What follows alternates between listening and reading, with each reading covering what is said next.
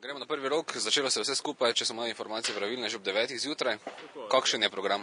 Že ob 9. zjutraj smo nekako z budnico zbudili študente in z avtom, ki je oznanjal današnjo prireditev, ki se je vozil po celem mestu. Na trgu, kjer smo zdaj trenutno, že lahko vidite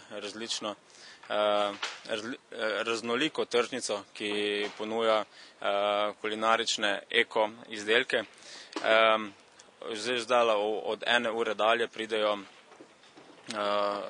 promotorke, ki bojo delale zabavo na trgu, nekako do 3. ure, od 3. ure naprej pa pričakujemo postavitev vseh zabavnih poligonov, to je zabavni nogomet, veliki šah, potem poligon za skiroje in monocikle in tako dalje, kjer se bojo lahko študentje, dijaki in vsi mimoidoči poizkusili v teh spretnostnih vožnjah in tem različnih zabavnih športih.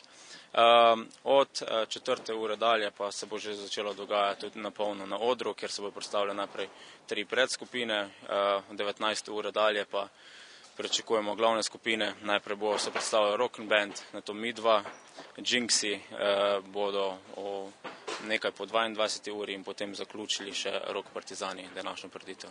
Pričakujete zgolj študente in kakšna je vstopnina morda? Ne, vstopnine vsekakor ni.